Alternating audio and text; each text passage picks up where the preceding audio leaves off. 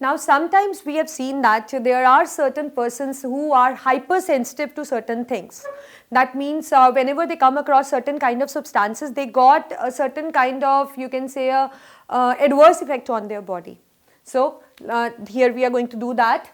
Hypersensitivity of some persons to some drugs or dust pollens or food or fabric or cat fur. So there are certain substances like you can say when a person get exposed to those substances, he develop a certain kind of adverse effect, and that is something called as allergy. Hypersensitivity to anything is called as allergy.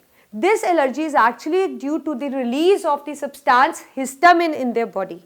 So in order to you can say get rid of this allergy, we have antihistamines.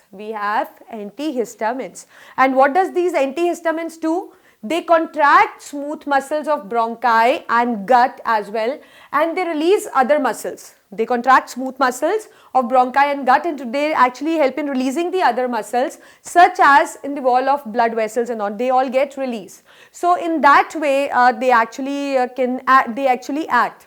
And otherwise what they do, they are responsible for the nasal congestion. Like if you inhale something, so you get a kind of nasal congestion, your nose get blocked because those things get blocked or trapped inside your nose. So in both the ways, what they are doing is they are interfering with the natural action of histamines. They are actually interfering with the natural action of histamines by competing with them, like where the histamines bind to certain sites in the receptors. So instead of histamines, they get bind, and they actually prevent the effect of histamines. So antihistamines are of great importance because they actually are secreted in the body, or they are taken from outside in order to prevent the histamine action, that is which cause the hypersensitivity to certain substances. Like we have bromophenylramine, that is a antihistamines. We have terfenadine, that is also a histamine, so antihistamine. So antihistamines again are very important because they are actually helpful in preventing the allergies.